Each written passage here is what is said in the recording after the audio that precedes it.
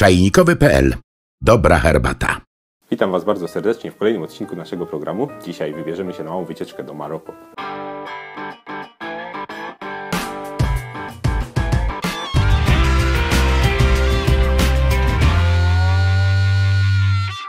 Aby zaparzyć herbatę po marokańsku jest nam potrzebna oczywiście zielona herbata oraz mięta. To jest podstawa takiej herbaty.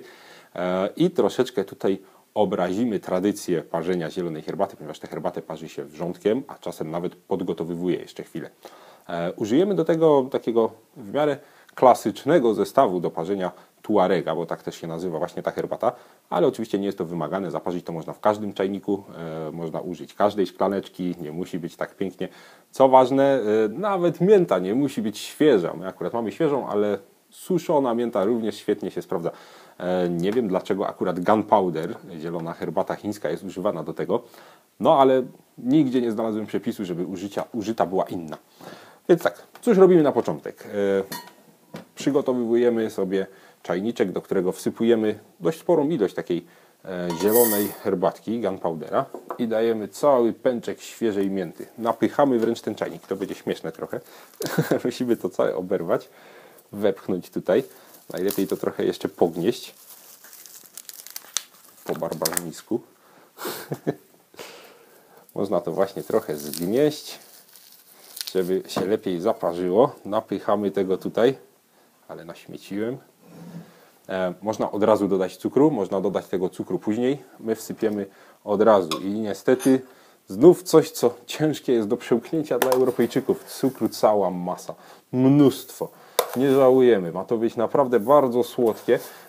Co więcej, wszystko tam jest strasznie słodkie. Do tej herbaty zwykle podaje się bardzo słodkie placuszki, jedzenie.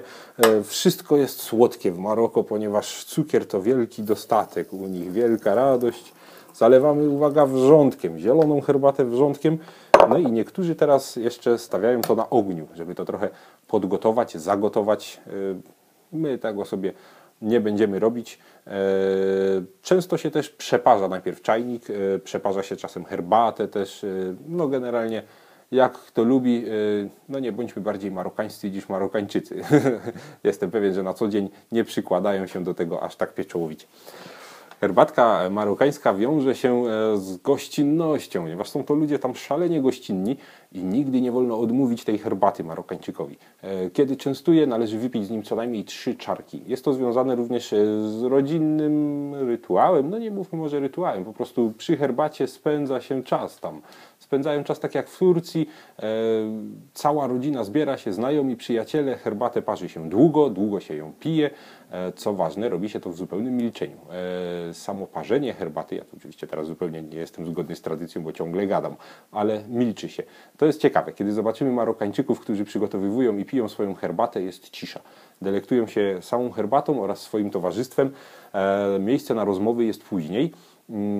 No i właśnie gromadzą się przy takim czajniczku, wypijają tego bardzo dużo, zdarza im się kilka razy na dzień tę herbatę przygotowywać, a tak jak mówię, no nie jest to zaparzenie ekspresówki, tylko jednak trwa to chwilę, także można sobie uzmysłowić, jak ważna jest herbata marokańska w Maroko.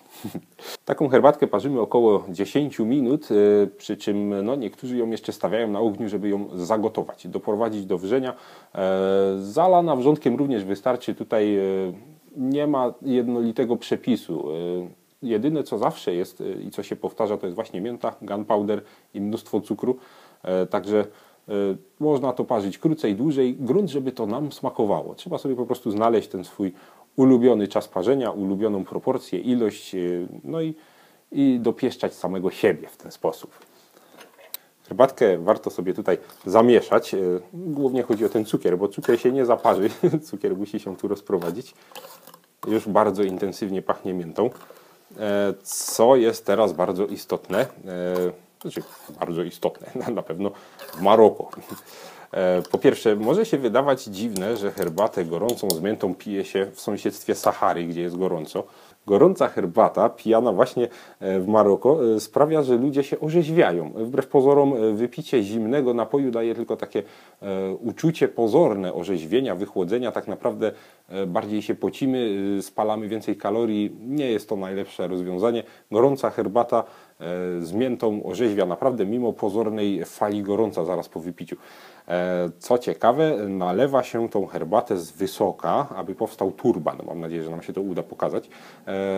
U Marokańczyków też w dobrym tonie jest przelać szklaneczkę na znak obfitości.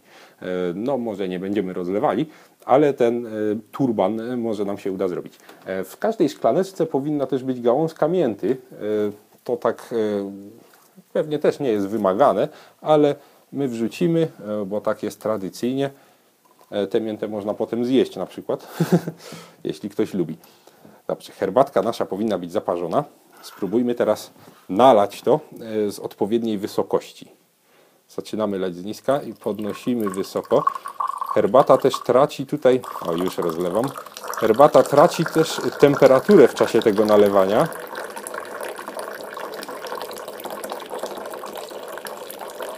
Bardzo proszę, zrobiła się pianka, dokładnie tak jak miało być. Nie jest to proste, trzeba nabrać troszkę wprawy. I szklaneczka marokańskiego tuarega, bardzo proszę. Tak jak mówiłem na początku, trzeba wypić 3 szklaneczki co najmniej. Smak Maroko, prawdziwy. Dlaczego należy wypić 3 szklaneczki? Otóż właśnie kiedy nas się częstuje takim tuaregiem, wypijamy 3, ponieważ jest przysłowie, które mówi, że pierwsza szklaneczka jest gorzka jak życie, druga jest mocna jak miłość, a trzecia słodka jak śmierć. Nie brzmi to zbyt optymistycznie, no ale tak tam mówią, jest w tym coś głębszego. Jeśli kiedyś zdarzy się Wam być w północnej Afryce, nie zapomnijcie się napić tej wyjątkowej herbaty. To tyle, co chciałem Wam powiedzieć o tuaregu. Mam nadzieję, że Wam podobało i że namówię Was do spróbowania tej herbaty. Serdecznie zapraszam na kolejne nasze odcinki. Lajkujcie, udostępniajcie, piszcie w komentarzach, czy się Wam podoba i co jeszcze chcielibyście zobaczyć. Do zobaczenia.